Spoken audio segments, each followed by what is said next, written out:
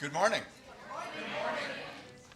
So, my name is Bruce Baird, and I serve on your board of directors here at Unity of Tustin.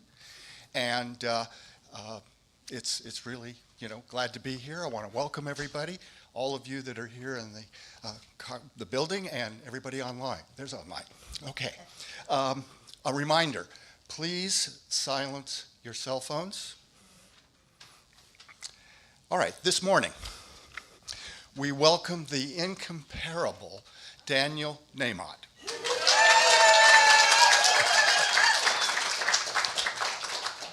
And he's going to be sharing with us this morning both his music and the message.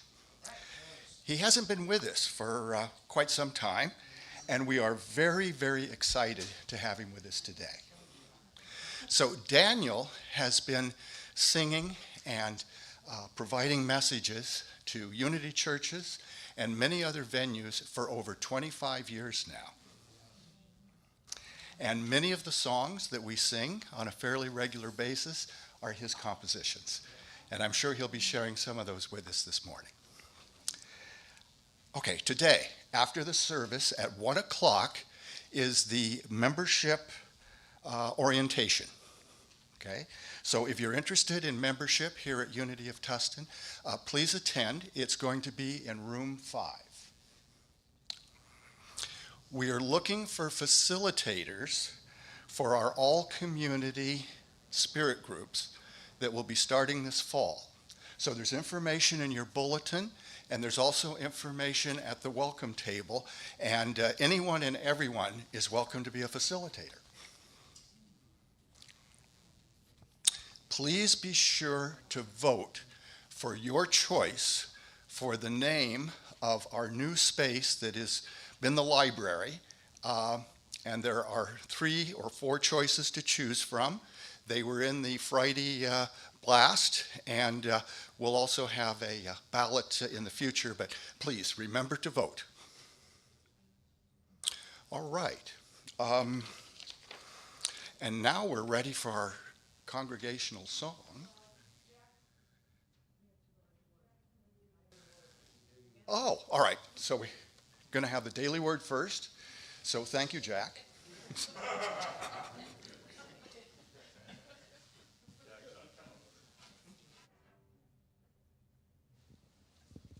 Good morning. Good morning.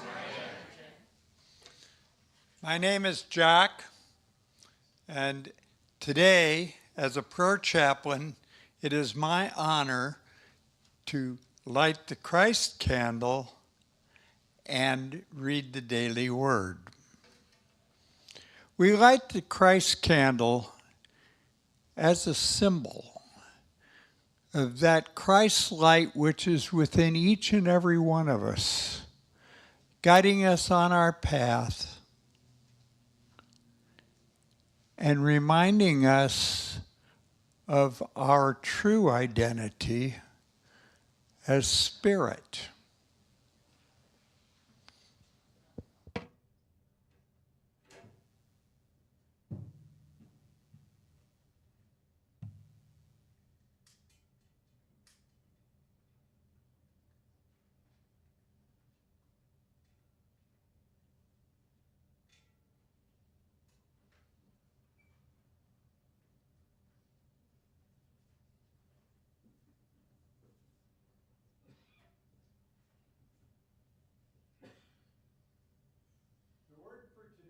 Prosperity. The word for today is prosperity. The affirmation: I live an abundant life. The biblical reference for today comes from the book of Matthew, chapter 6, verse 20. But store yourselves treasures in heaven, where neither moth nor dust consumes, and where thieves do not break in and steal.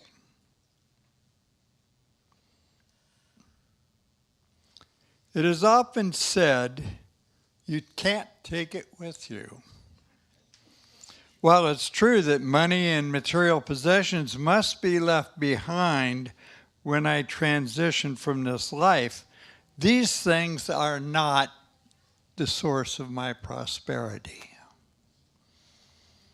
My true wealth lies in my consciousness, my ability to give and receive love, to share what I have and receive from others with joy.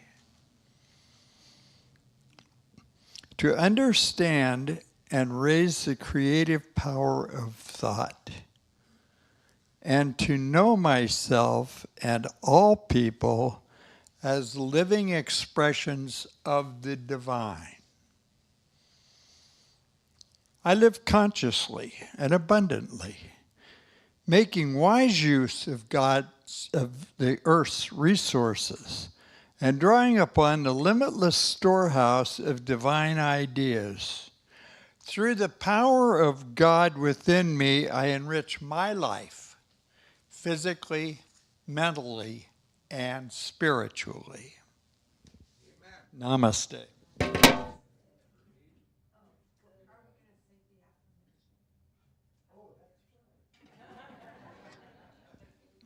Patty just reminded me that I haven't repeated the affirmation again. So I'm going to read the affirmation twice. The second time, I invite each and every one of you to join me in this glorious affirmation. I live an abundant life. I live an abundant life.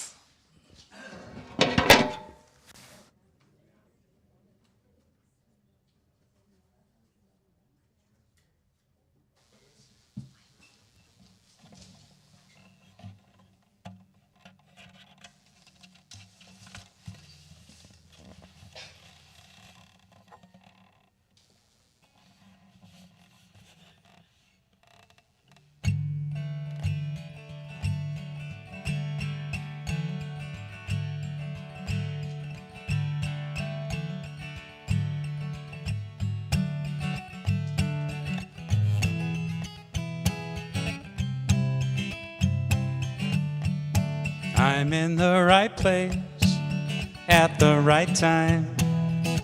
I am just where I'm supposed to be. I'm in the right place at the right time. I am just where I'm supposed to be. You wanna sing?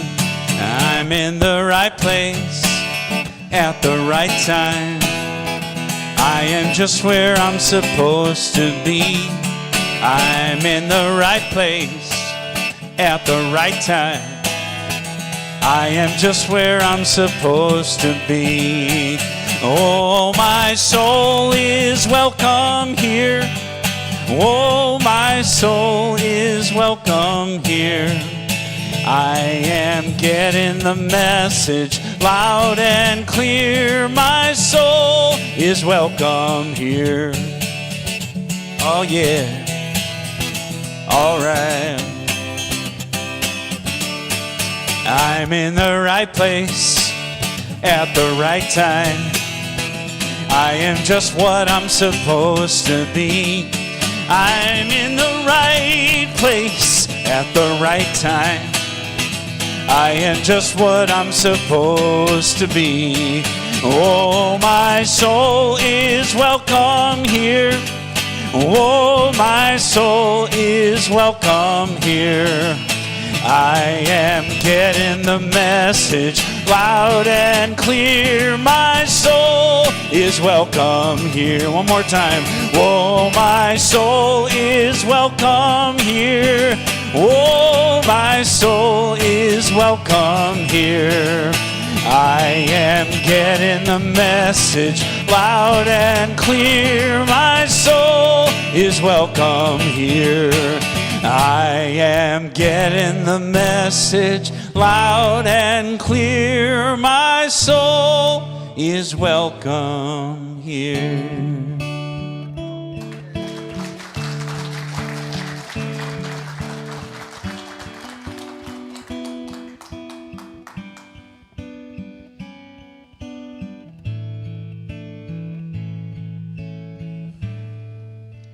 When my hands were emptied,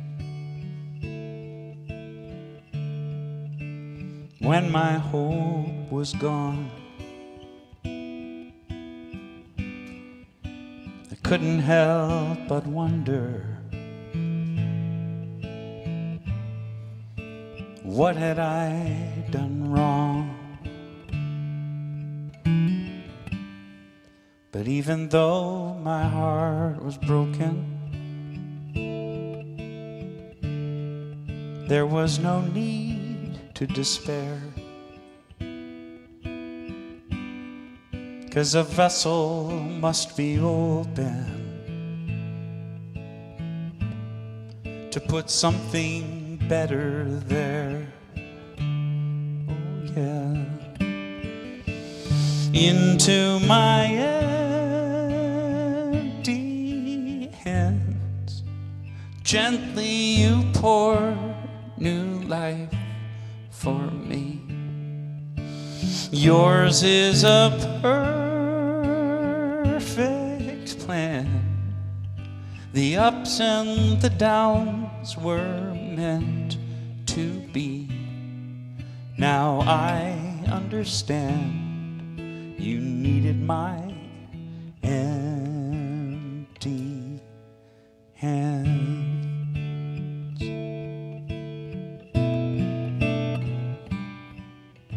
So forgive me when I doubt it. I admit sometimes I do. Or consider giving up 'cause I cannot see the truth. I know I'll never go without it. Your deep and abiding love, oh love. Into my empty hands, gently you pour new life for me. Yours is a perfect plan. The ups and the downs were meant to be. Now I understand, you needed my empty hands.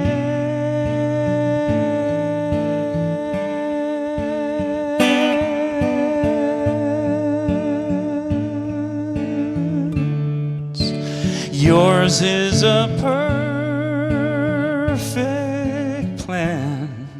The ups and the downs were meant to be. And I cannot help but cry to think of the gifts you've given me. Now I understand, you needed my empty hands. So thank you for thank you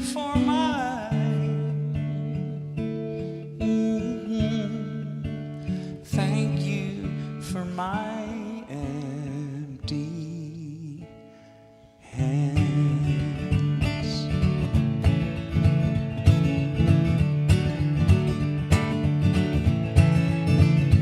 I've been planting seeds on the ground, watering them with my sweat and tears, scattering them all around. Guess it's what I'm supposed to do with my years.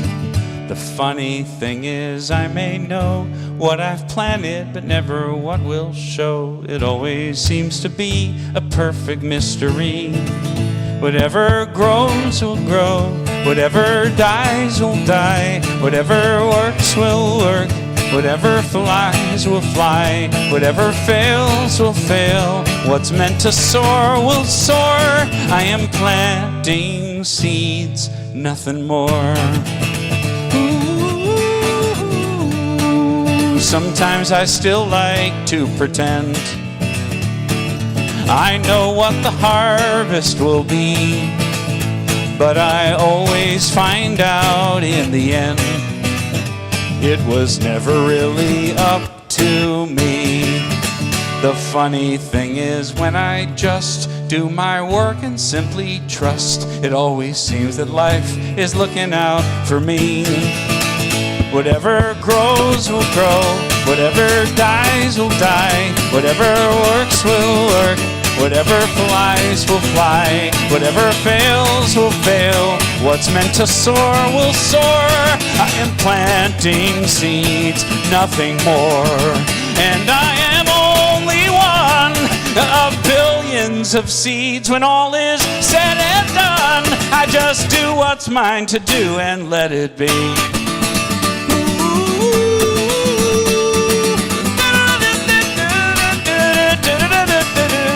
Whatever grows will grow, whatever dies will die, whatever works will work, whatever flies will fly, whatever fails will fail, and what's meant to soar will soar. I am planting seeds. Whatever grows will grow, whatever dies will die. Whatever works will work, whatever flies will fly.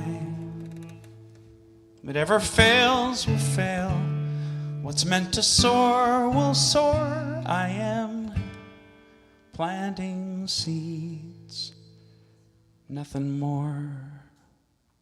Am I the only one who felt a slight twinge in my stomach at the words, "Please make sure you vote"?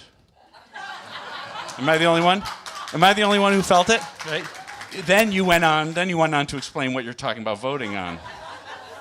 Right? I don't think am I the only one? Did anybody else feel it when he said, "Make sure you get out and vote"? You're like, "Oh, the vote." And then we realized what you're talking about. But for just a second, sorry, the lyricist in me is like, if I'm going to use the word vote in a song right now, I better be aware of what it's going to do to a room. You know, there's certain words you don't put in a song unless you want to, sort of drop a bomb of emotion on the room, and vote would be one of them right now. And so I'm not the only one, because I figure there's no way I'm the only one. And so just out of curiosity, raise your hand if you're anxious about the upcoming election. Yeah, all right. All right, and just for the sake of honesty, let's continue and say, anybody here anxious about money? Money, just in general. All right. Anybody here anxious about a medical thing? Okay. Anybody anxious here? Anybody here wake up in the morning, like literally this morning, with a little to a lot of anxiety about either your child or your parent? Mm-hmm. Anybody here anxious about the state of your home? We are about to talk about planting seeds. Our little Nahmod family, we live, by the way, this continues to be my favorite commute.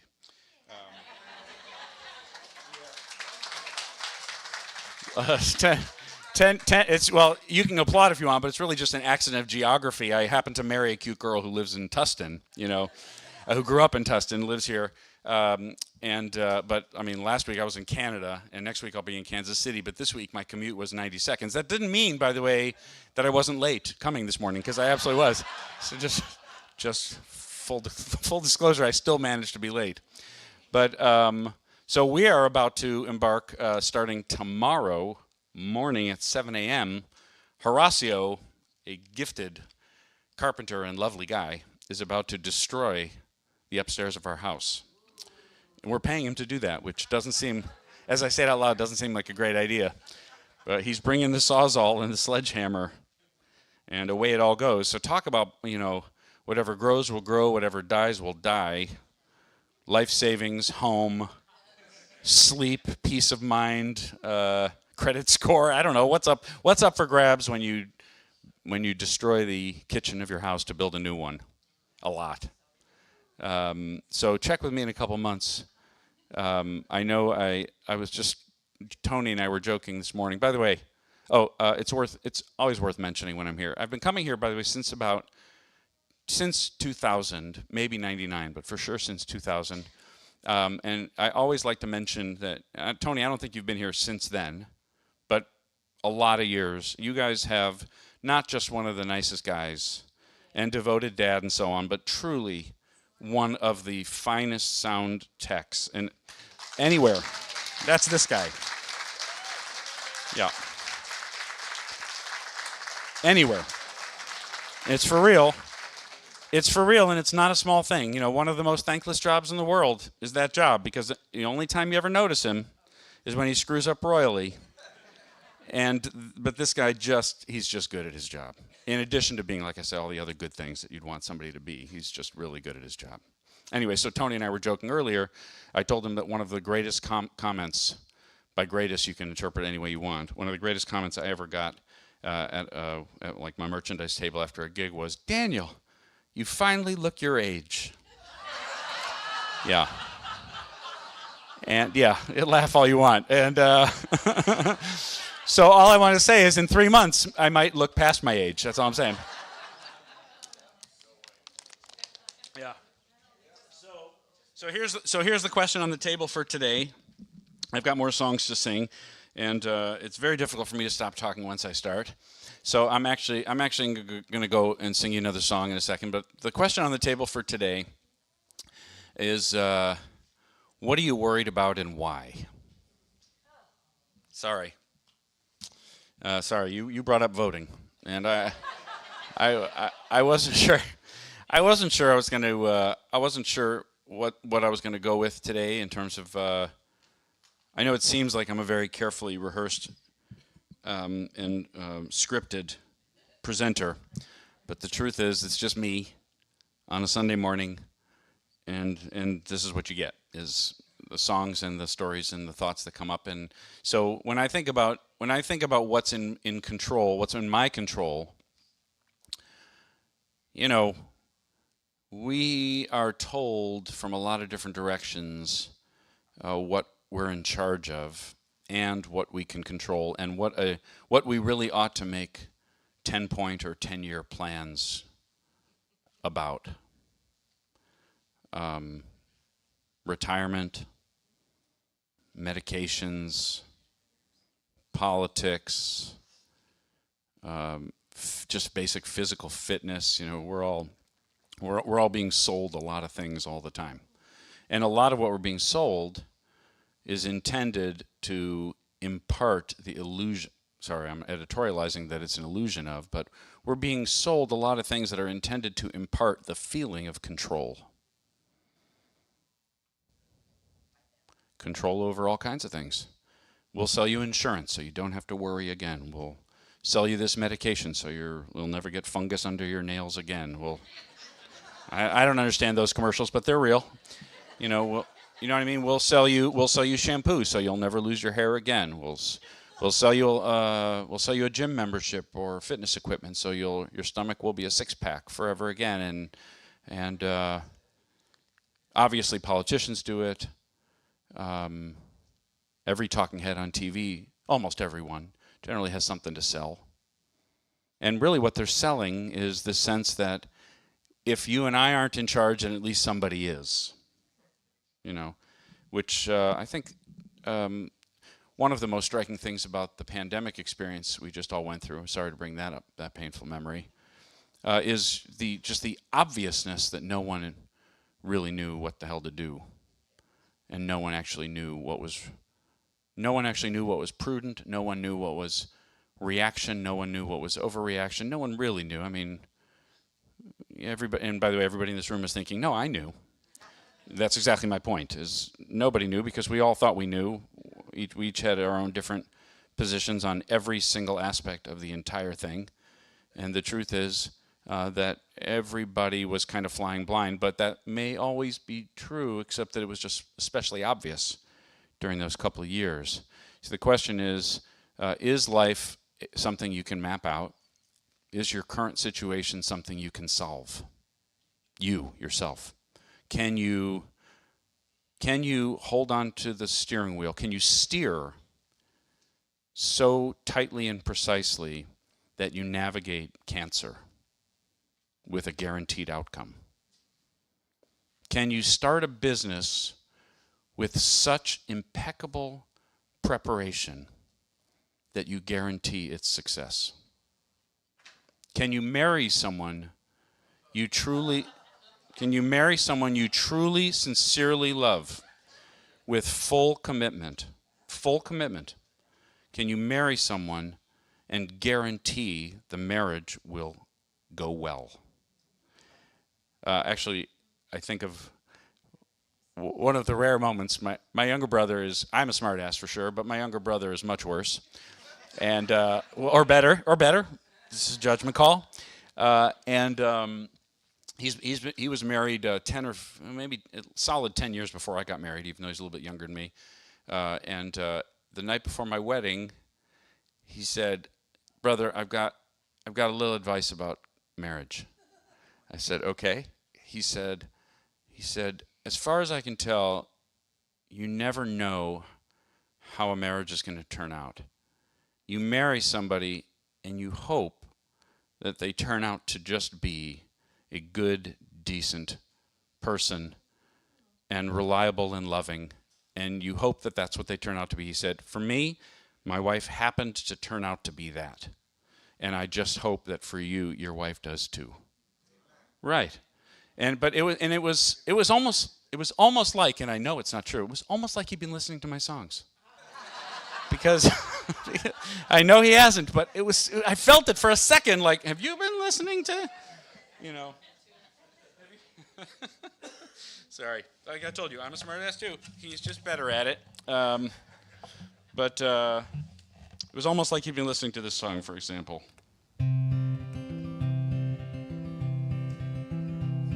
I've seen my share of struggle when I thought that I knew best, when I've sailed through a storm instead of stopping to rest. But it always seems the hardest when I've made up my stubborn mind. Well, I'm changing my ways this time. Wanna be like water coming down a mountain into shadowy canyons, flowing from pool to stream. Wanna be like water, head uphill no more. I am bound for the sea. If you know, definitely sing with me. Have you ever seen an eagle head straight into the wind? He doesn't pick a fight, he spreads his wings and just gives in. And in the end he always makes it home just fine. Guess he knows that every storm subsides. Wanna be like water coming down a mountain into shadowy canyons, flowing from pool to stream. Wanna be like water, head uphill no more. I am bound for the sea. I'll let nature take its course. No more thinking that I know where this river's meant to go.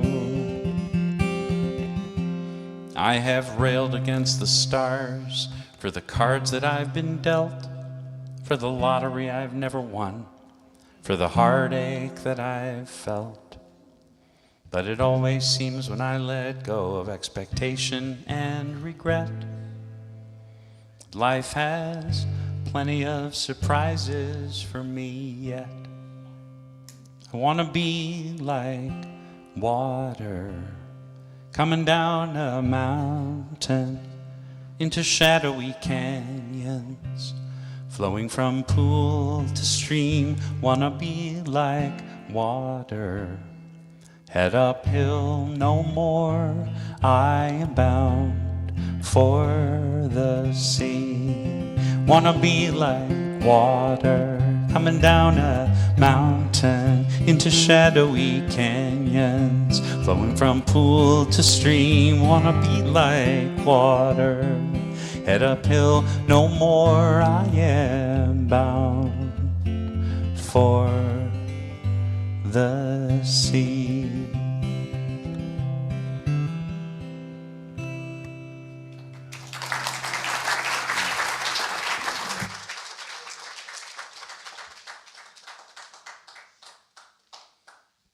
There's one of my favorite scenes. I kind of like when I love a movie, I watch it 40 times. I try not to do the math about how much of my life I've wasted or invested watching Groundhog Day and Hunt for Red October. How many times I've watched the entire Monk series from start to finish. This is just me. But I'm sure many of you, maybe most of you, have seen Princess Bride. And there's one of the things that I do, I don't even mean to do it. And Melina, my wife, just constantly rolls her eyes when I pull out these individual lines in movies that, like, for me are transformative, like really big deal. And she's like, my God, how many times have you seen the movie to draw such a conclusion from that one line? I mean, you must have spent a lot of time pondering. But there's an interesting line at the end of Princess Bride, right? Princess Bride's wonderful start to finish. But there's a line at the end where, you remember, the guy says, my name is Inigo Montoya. You killed my father. Prepare to die. Right. And he said, and he's been hunting for the man who kills his father his entire life. Right. Since he was a kid, when the man who killed his father killed his father. So Inigo Montoya has been hunting him ever since. And then, not to give anything away from a movie that's like 45 years old now, he catches the bad guy and kills him. And afterwards, he's talking to his two buddies and says, I have been in the revenge business so long, I don't know what I'll do now. And, right, it's an interesting line. Actually, if you've ever seen Monk, which is one of my favorite shows, Monk also comes to a realization. It's a 8-year series, but the character Monk, his wife was killed, and he's a detective, and he's been trying to find the person responsible for his wife's death for these entire 8 years, really for 12 or 13 years in the story. And when spoiler alert, when he finds out and figures it out, he says, I have been, longing for this and searching for this for so long, I actually don't know what to do. Well, the reason I say that I pull these individual lines in my mind and mull them over while I watch them for the 12th time, because you and I, sorry to project or presume, and if I'm wrong, go ahead and reject everything I'm saying, but if you and I wake up in the morning with worries about things that we'd like to think are in our power, how our child's life turns out, how the renovation's going to go, whether the stock will go up or down, which way an election will go, or a faraway war, or and on and on and on. I mean, there's a lot of things that we can. It's not. And if I'm not wrong in the projection, if these things do fill your head, I'm going to give us all a free pass. It's not our fault. We are inundated with. Sorry, I'm an economics major back in the day.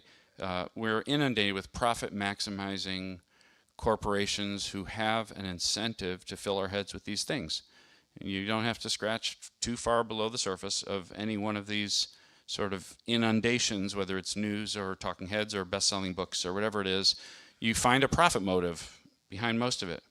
I don't even fault profit motive. Profit gave us iPhones and gives us, people who put this, sorry, I'm thinking like a builder, people who put the beams and the drywall up here, they got paid to do it. It was a profit motive. And they had a profit motive, by the way, to do it right. Sounds silly to say, but they did. Because an inspector comes and, tags the whole thing, their reputation goes down, they're suspended from the, you know what I mean? Like everybody has profit motive. Profit motive matters. But when it comes to filling yours and my head with worries, it starts to blur with something much less innocuous like profit. It starts to feel a lot more abusive and certainly self-destructive on our part. To do that, we do it. And like I said, approximately everybody does, as far as I can tell. Everybody's got worries, everybody's got attachments, and Lord knows everybody's got problems. Unfortunately, we're all born to humans and thereby raised by them. And just like our own kids, we were doomed from the start. I don't know if you've ever met a human being who is fully in touch with how they feel and why they feel that way and how they're reacting and why they're reacting and takes total and perfect responsibility for everything they do and say and every way they treat you. I've never met that person. I don't think that person exists. So we fill our heads with these things that they're real. It's not even that they don't matter. The question is not whether they matter. The question is whether we're in charge of them. I mean, doctors, economists, you hear a lot of people professing to know, not think, but to know what's coming. Take this pill, you will feel better. Buy this stock, you will get richer. Sell that house, you will be glad. Or, Lord knows, on the smaller scale, buy this makeup or perfume, you will meet the man or woman of your dreams. Join this gym, you will lose the weight, and on and on and on. You will, instead of maybe you will. No, maybe you will's not the most compelling pitch. Or one of my favorite little stories. It's an ancient story. And some of you have heard it in one variation or another, is I think it's thought to be a Taoist story of a farmer with a young man son, okay? And he has a horse, and one day the horse runs away, and his neighbors come to console him. We're so sorry, with terrible fortune, that your horse has run away. And the farmer says, we'll see. And the next day, the horse comes back over the prairie and has found a horse friend. So 2 horses return. And the neighbors come over and say, wow, what fantastic luck. You now have 2 horses. Congratulations. And the farmer says, we'll see. And the next day, his son takes the horse out, the new horse, the wild horse out, to train it, to be ridden. And the horse throws the son and breaks his leg. And the neighbors come by and say, we're so sorry, what terrible luck that your son's leg is broken. And the farmer says, we'll see. And the next day, a military draft officer comes by drafting all able-bodied young men to a faraway war, and he can't draft a young man who has a broken leg. And the neighbors come by and say, oh, what wonderful fortune that your son was not drafted. And the farmer says, we'll see. Right? Now, so for you and me to live a life of we'll see takes the kind of discipline that approximately nobody has.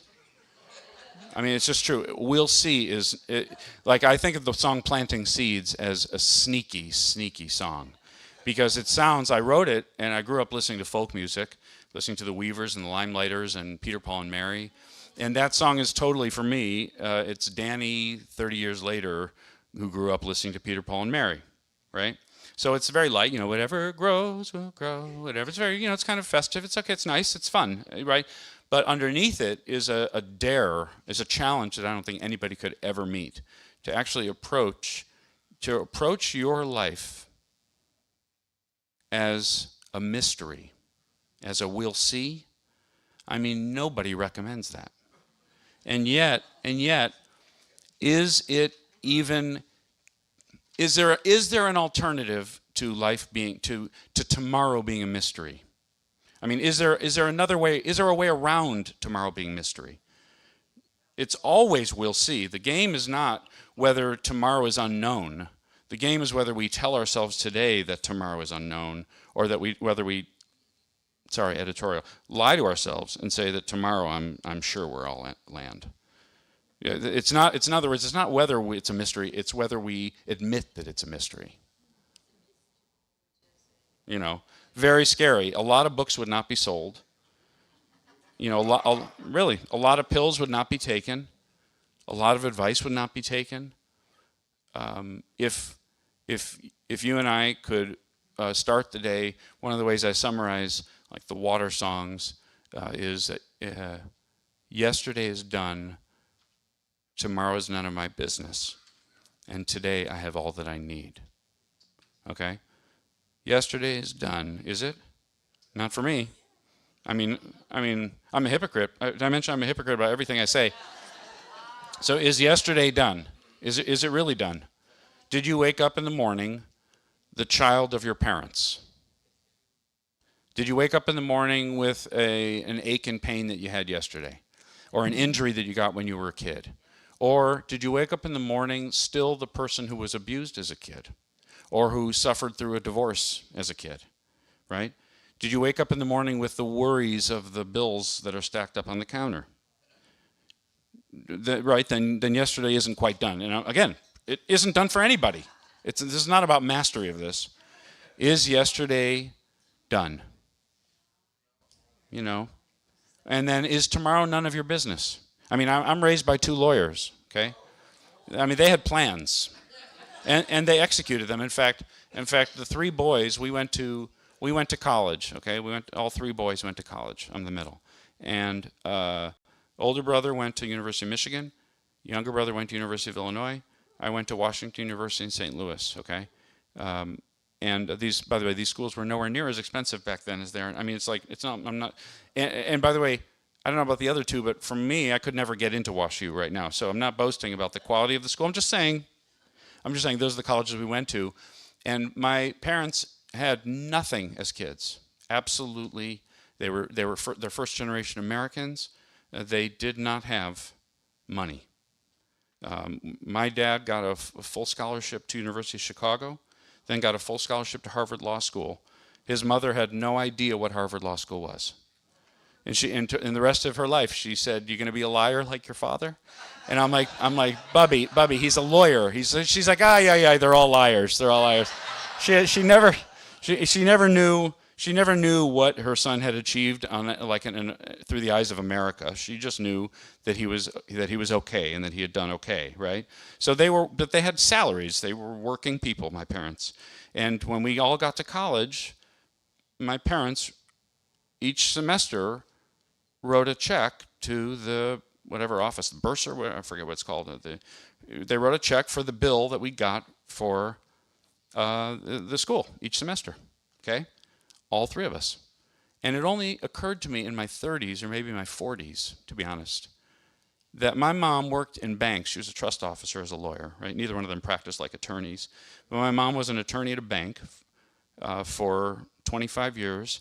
And it really only occurred to me in not that long ago that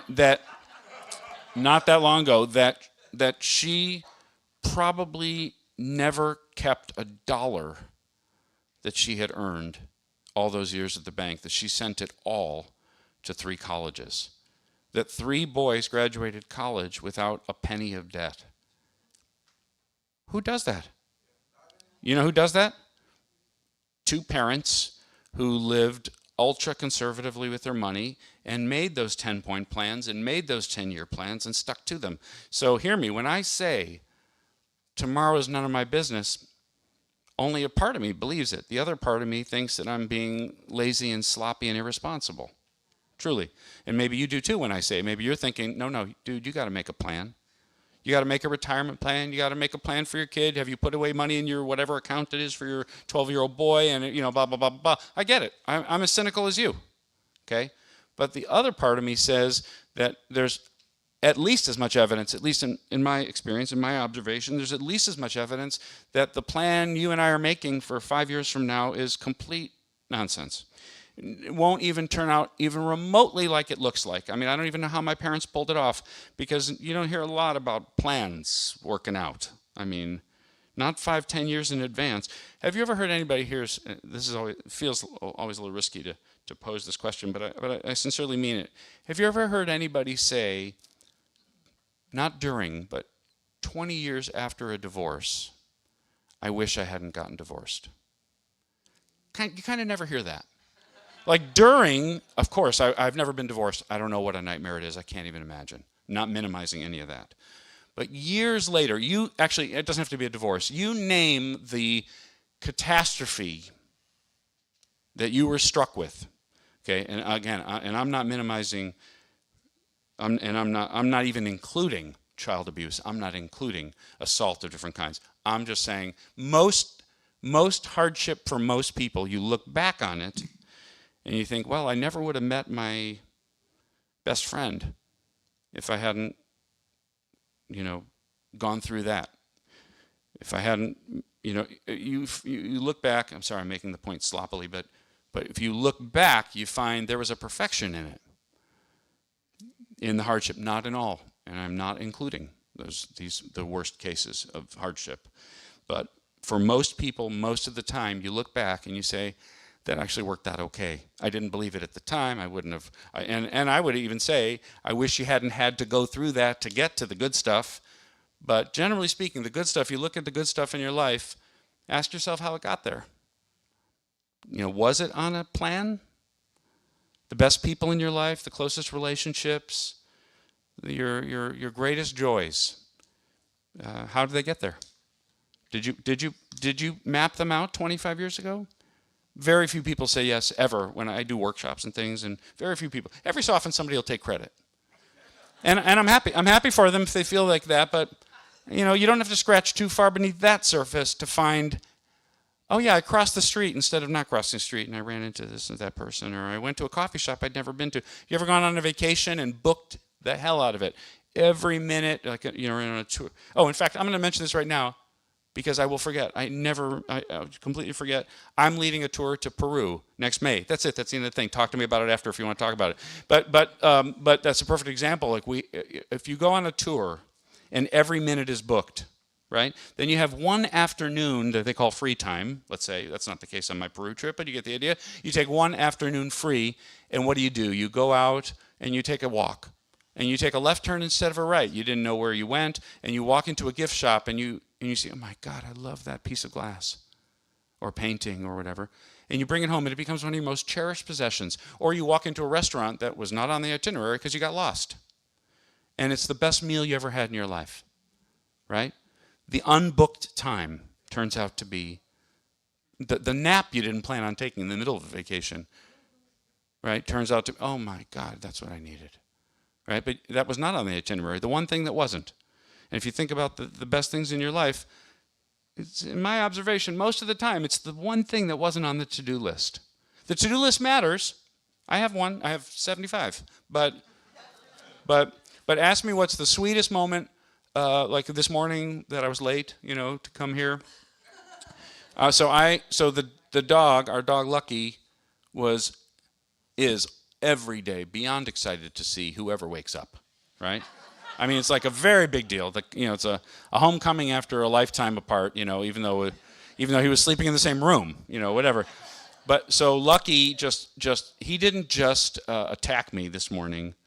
He hugged me and let me hug him for like 10 minutes, okay?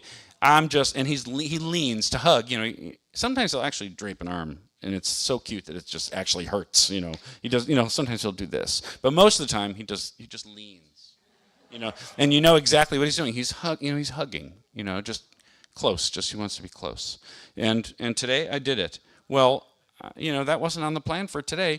I've got a demo crew coming tomorrow morning, and I've got a gig to be at this morning.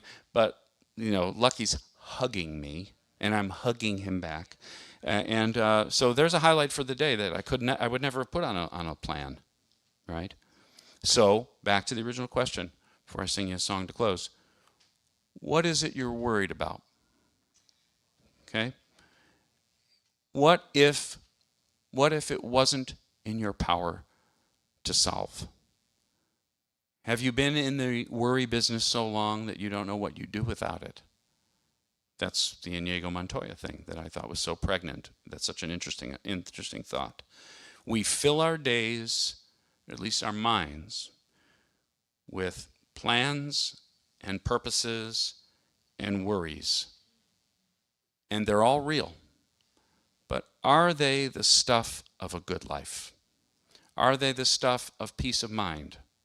Are they the stuff of being present, truly present with your dog? Or your wife or husband or your child or your parent? Are they the stuff of a good nap? And does worrying about them actually solve them? Does putting them on a to-do list actually solve them? Another one of the most kind of the deepest things I never expected to see on television was a commercial for Bank of America, which is not a company I would ever recommend you do business with, but that's just me. But Bank of America, well, I mean, you're welcome to, but I don't know. And if anybody here works there, I'm happy for you. But anyway, so Bank of America ran a commercial years ago. The commercial simply said, "We don't process 1 billion checks a day. We process 1 check 1 billion times a day." Okay? So do you take on one small step that is in your power to take? Or do you take on the entire problem as if today is the day you wrap your head around the cancer? Today is the day you wrap your head around the whole stack of bills. You know, I've kind of only now, the last few years, realized why, for me anyway, why New Year's resolutions never work. Because there's no such thing as a New Year's resolution. There's no such thing as a resolution for 365 days. There's a resolution for today. So today, I'd like to eat a little less crap. I would. I'm the heaviest I've ever been. I'd like to lose 30 pounds. But I'm not going to lose 30 pounds today. If I am conscious today, I could lose a couple ounces by cutting dessert a little short, right? And similarly, you don't raise a happy child. No. And you don't make a happy marriage. Today, you take a little breath, process a reaction, before I react to something Jude does that annoys the hell out of me, right? That's it. A little more smile, a little less cranky. That's all I can do today. The job of raising a long-term happy person, I can't take that job on. Too much, too big, too wide, too hard. Today, I can be a slightly better dad. Today, I can be a slightly nicer husband. I can't make a happy marriage, but I can be a nice husband today, right? And I was just watching, sorry, my mind goes in free associations, but I was also just watching this documentary, a 10 episode story of Michael Jordan and the Bulls on, I don't know what it's on, Netflix maybe. And I grew up in Chicago, and we watched Michael Jordan be Michael Jordan. In the 90s, it was the greatest thing. And so it's a great thing to watch this film. It brings back tons of memories, and it was ecstatic.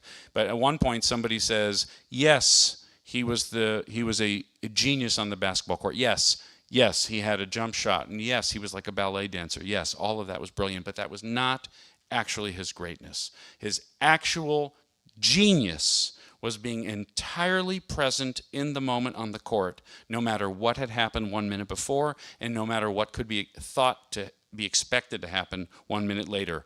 In the moment, every moment, being his best every single moment. And it was one of the reasons why, if you went to see Michael Jordan play, I mean, millions upon millions of people watched him play, right, for over a decade. You'd be hard-pressed to count on one hand people who saw him play less than his 100%. He always was like a compulsion. It was an addiction. Always brought 100% in the moment. If he'd missed a shot before, that did not stop him from taking another one. If they'd lost the night before, that did not stop him from playing full out the next day. Yesterday was truly gone for Michael Jordan. A genius at it.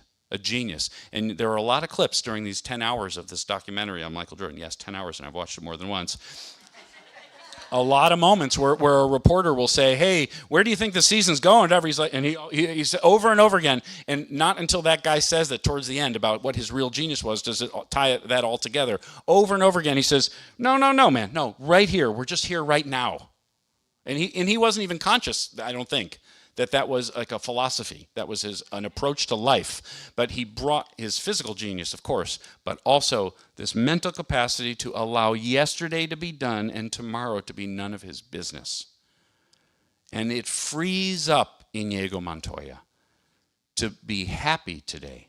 if he can surrender the job that he's taken on every day for his entire life, you and I have the capacity on any given day to let at least some of the worries go, even a little bit.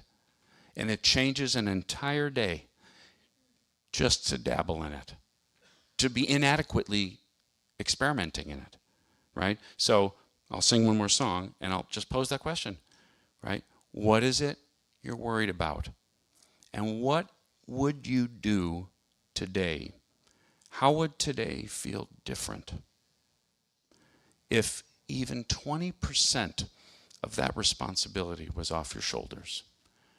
If you could believe that today you're doing your best and that tomorrow is none of your business.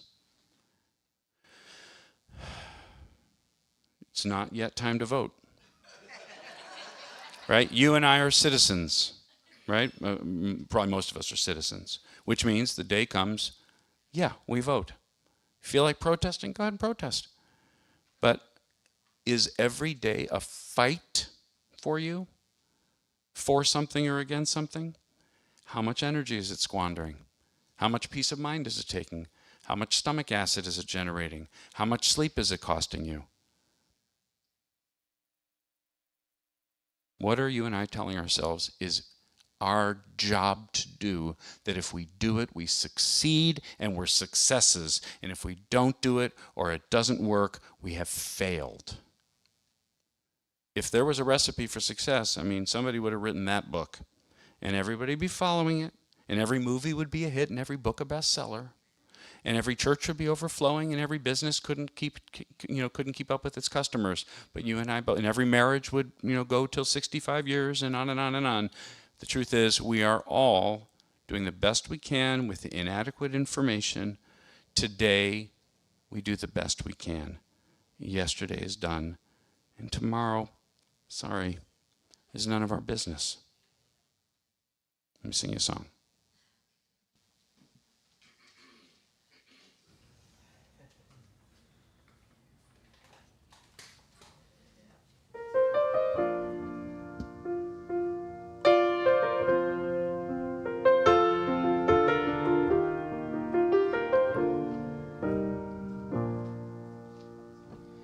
I'm through asking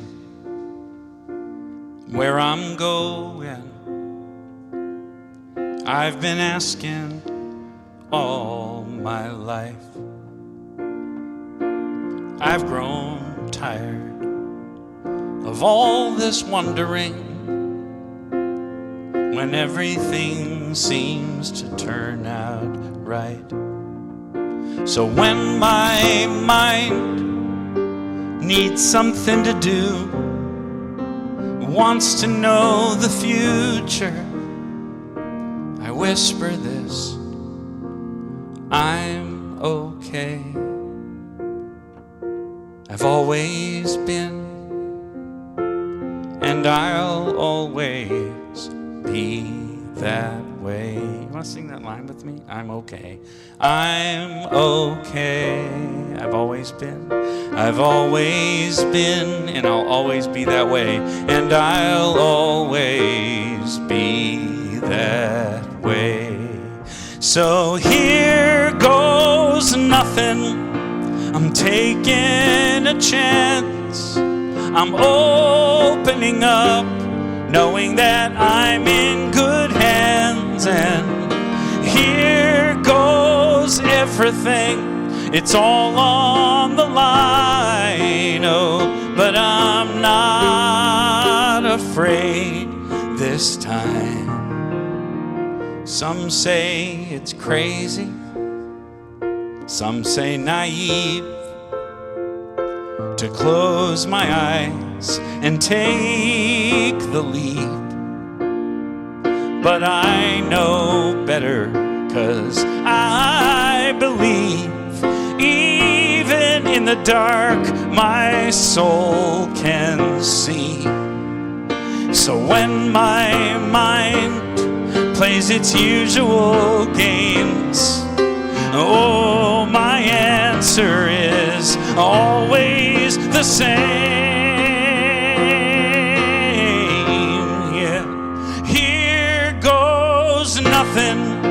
I'm taking a chance. I'm opening up, knowing that I'm in good hands. And here goes everything. It's all on the line. Oh, but I'm not afraid this time. Here goes nothing. I'm taking a chance. I'm opening up, knowing that I'm in good hands. And here goes everything. It's all on the line. Oh, but I'm not afraid this time. No, I'm not afraid this time, 'cause I'm okay. I've always been, and I'll always be that way. I'm okay. I've always been, and I'll always be that way.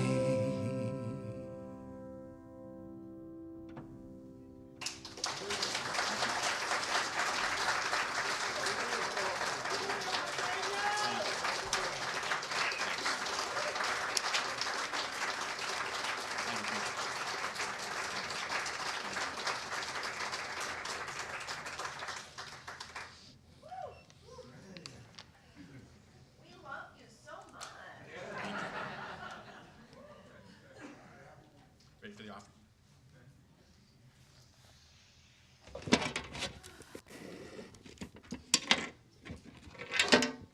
Wow.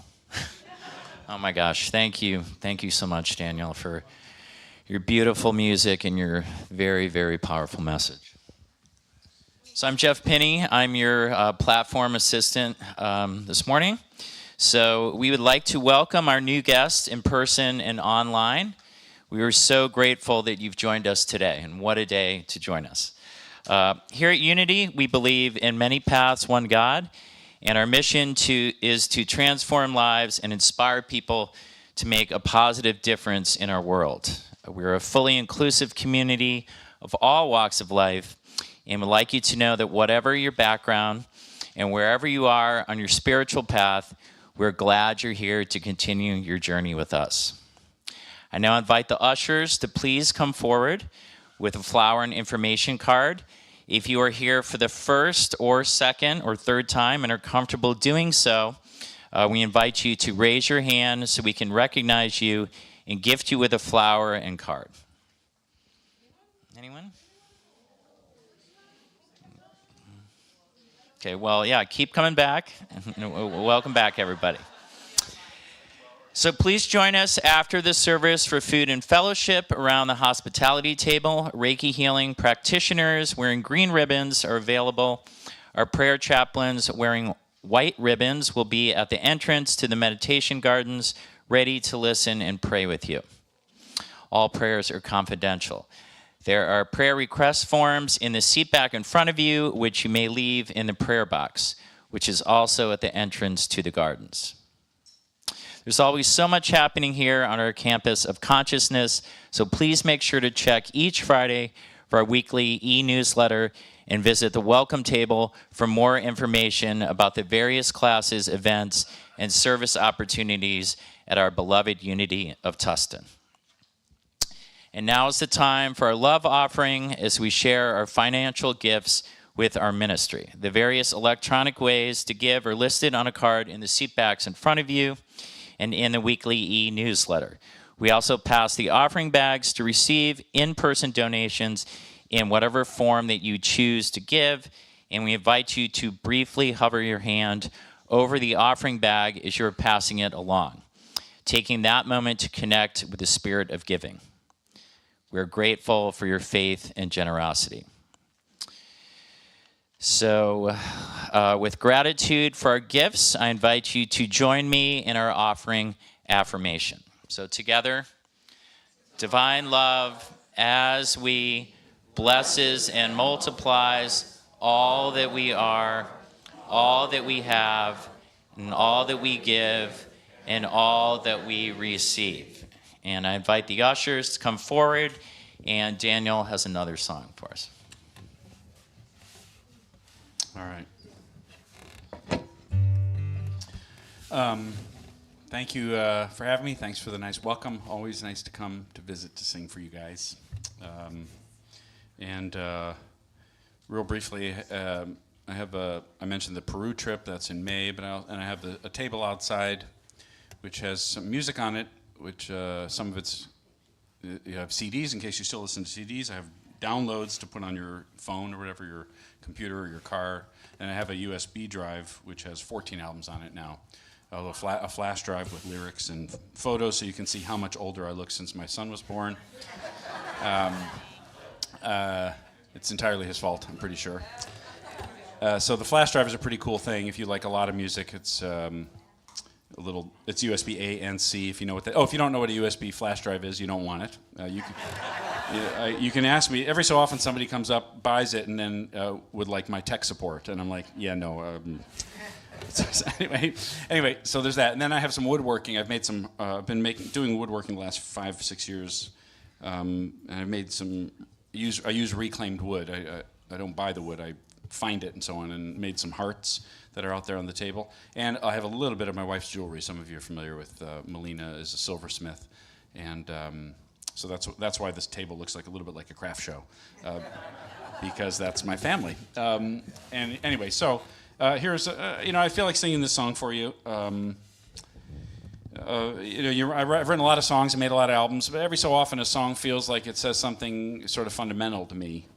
If that makes sense, like not based on a phrase I like or a moment in a relationship, or whatever, but like a thing that really catches why I do what I do and what I'm really trying to do. So we got so in the Tustin school district here, we Jude's first year of school, we got a phone call from his teacher about 6 weeks into school. There was a little boy in his class. Who I won't even remotely name just because we're local here. But he had just arrived from another country, didn't speak any English. His family seemed lovely, but none of them spoke any English, and this little boy was really struggling in school. He was throwing elbows, he couldn't understand instructions, he didn't know who he was sitting next to. I mean, nobody could blame him. 6 years old, maybe 7. And so he was having a hard time, and one day Jude's teacher called and said, I wanted you to know what your son did today.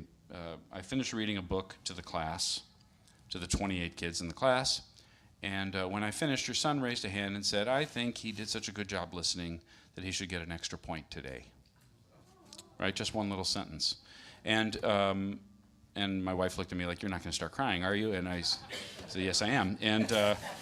And when Jude came home, we obviously we both told him how proud we were of that. But I told him, among other things, that in our house anyway, to be thought of as kind, of all the things people will say about you, and they'll say things, of all the things people could say about you, if you're kind, then there's no higher compliment. There's no greater thing to be. I also told him about his great-grandmother, my dad's mom, who died at 98. I visited her on her deathbed in Chicago and sang her a couple songs, a couple of her favorite Hebrew songs. And we talked about some of my favorite memories of her and some of her favorite stories. And one of them was that in kindergarten, she had started school as the youngest of 13, all of whom had emigrated to the United States from Poland without any money or opportunity, particularly no advantages whatsoever. 13 kids and 2 parents emigrated from Poland, and my bubby Betty was the youngest of the 13, and that she had started kindergarten not speaking a word of English, and in 2nd grade had won the spelling bee. And 90 years later, on her deathbed, she got a chuckle out of it again. She still cherished that memory, and she never even finished high school. She had to go to work and leave school. But even having left school, there was an imprint, I believe, of the feeling of academic success. There was a sharpness to her mind that definitely laid a foundation for my dad to be so academically focused and to do what he did with his life, and then therefore to impart into all three of his sons to be academically focused and to succeed in the way we've succeeded, one way or another in our lives. So I told Jude, somebody spoke up for Betty in probably the year 1910 or so. Somebody saw this tiny little girl, and she was tiny. She was tiny her whole life. She was about 4'6", max. She was about as wide as she was tall. I inherited her love of exercise. Let's just put it that way. And I said, somebody spoke up for Betty. Somebody saw a little extra spark in this girl who didn't speak any English, and took a little extra time to teach her how to spell. And she became the best speller in the class. And I said, the boy you spoke up for today, he probably didn't understand what you said, but he knew how it felt.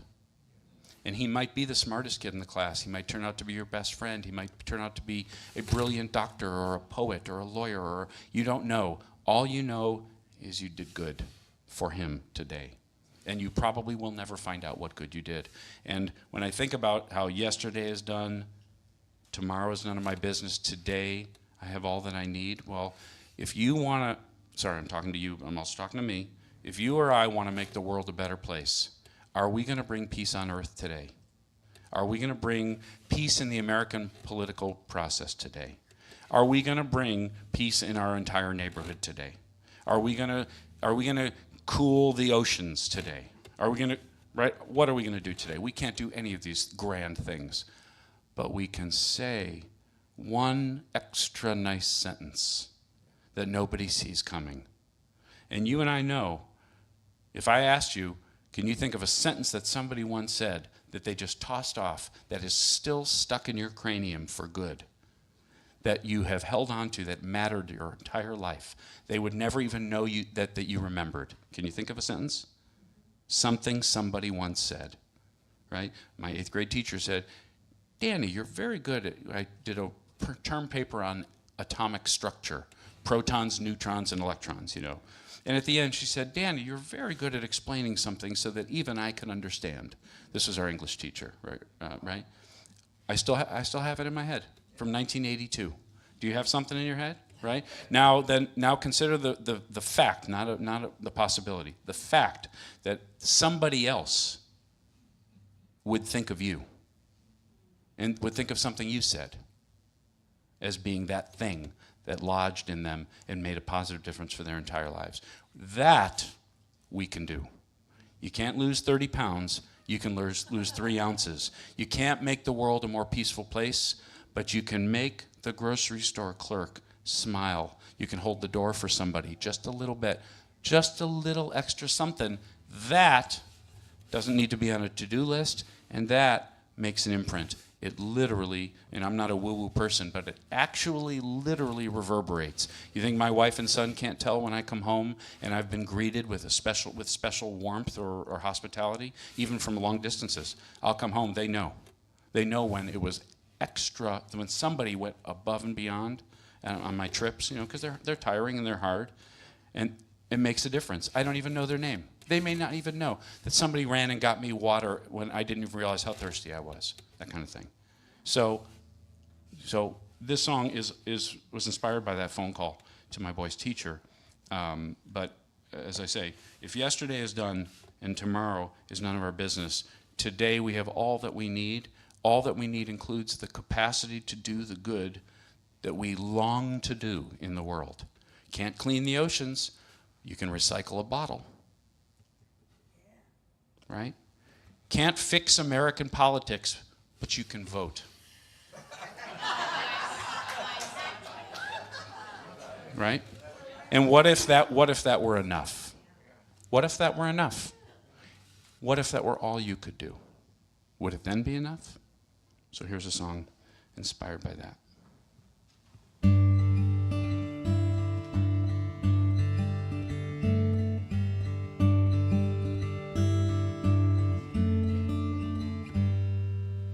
Lately I've been thinking about what motivates me to give a couple dollars to a stranger on the street, to hold the door, carry groceries, help a neighbor in need.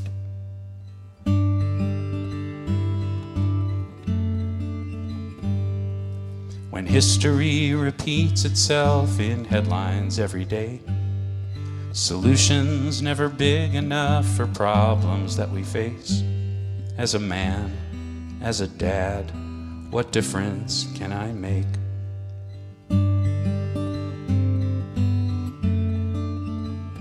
'Cause I know better than to think I'll be remembered for a favor or a quarter or a smile. Oh, but maybe before I return to sender, I can do one thing worthwhile. So I'm gonna try to raise a kind child.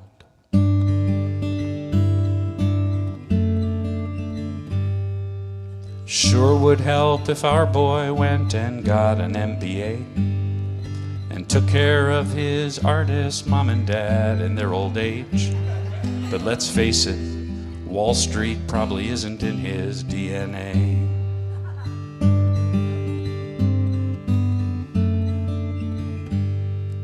But when his first grade teacher said she wanted us to know, it's Jude who always comforts any kid who sits alone, there's just so much pride my heart can take. My retirement can wait.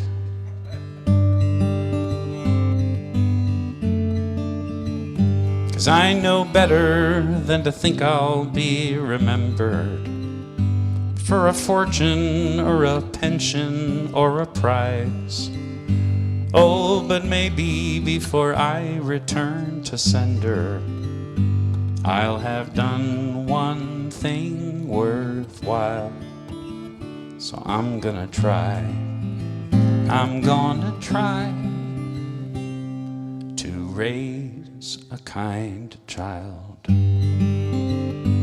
I don't want him to think the world is his to save. It's too much pressure anyway, it can't be done. I don't want him to think he has to be a saint, 'cause the truth is saints don't have any fun.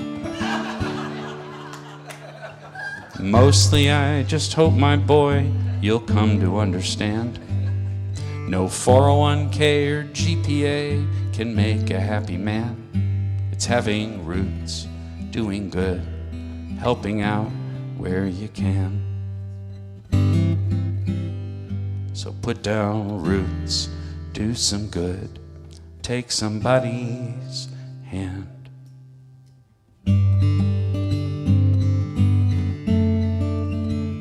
And you'll know better than most what really matters, what makes living this life worthwhile. And there may come a day your own kids will remember how their granddad used to say with a smile that he raised. We raised a kind child.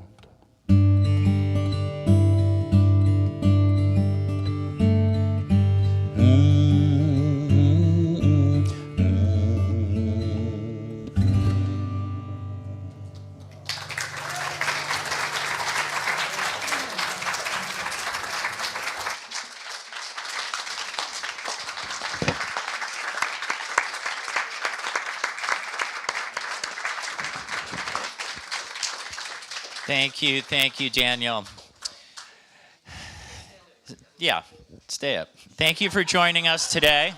As we close, please stand as we affirm the prayer for protection. So together, the light of God surrounds us, the love of God enfolds us, the power of God protects us, the presence of God watches over us. Wherever we are, God is, and all is well. Now go forth, try not to worry, live in the present, and we'll see. Namaste.